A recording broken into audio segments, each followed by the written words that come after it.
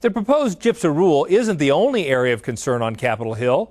We recently spoke with members of Congress to find out what they believe are some of the economic challenges impacting the beef industry in this week's Cattlemen's Capital Concerns.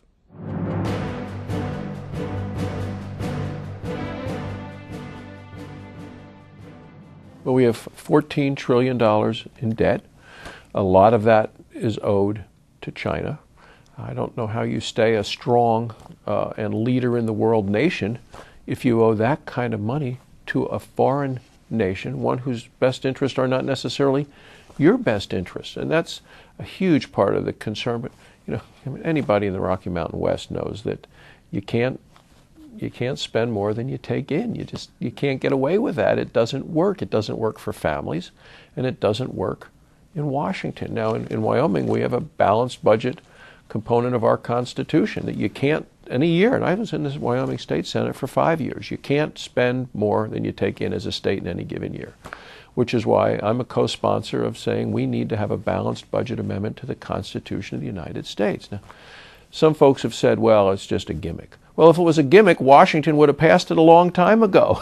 It's not been passed because people want to overspend, and we need to not do that. Well, we're on a collision course with disaster, quite frankly, and it's being driven by something we don't speak much about. It's going to be driven by interest payments. If we look at the ever-growing national debt, there is hard interest payments that we have to pay to service the debt. $260 billion last year alone. And you start to look at what could be done with resources like that to grow our economy, help our environment, do all the things we'd like to do if we weren't spending that much money on debt service. And as our debt continues to go up, our debt service continues to go up, and we're on a collision course, literally on a collision course with trying to finance debt in this country.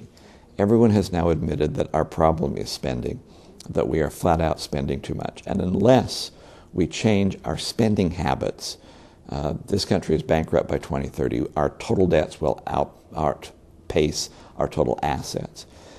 It is not a revenue problem. So the idea of just putting up more money is not solving a problem. It's a spending problem. What that also means is that we have forgotten the very concepts of federalism. See, what the Founding Fathers intended for us to do is take our core constitutional responsibilities and do them well, not do everything poorly. We are doing everything poorly. Even some of the programs that are going on right now don't have to go away, but they don't have to be run, organized, controlled, and funded from Washington. Well, I have 7 grandkids, and that's who I think about in this regard. We'll muddle along over the next several years, but the same cannot be said about future generations of Americans. $15 trillion now in hard debt, 100+ trillion in unfunded promises that we've made to each other. A clear projection made by anybody who projects these things over the next 75 years show that we're on a path that is absolutely unsustainable. No one disputes that. There isn't anybody out there who's saying, well, the GAO is wrong, or OMB is wrong, or CBO is wrong. Everybody says, yes, these 75-year projections are pretty much what we think is going to happen. I think I'm just like anybody else in America and concerned about the fact that we're spending more than we bring in.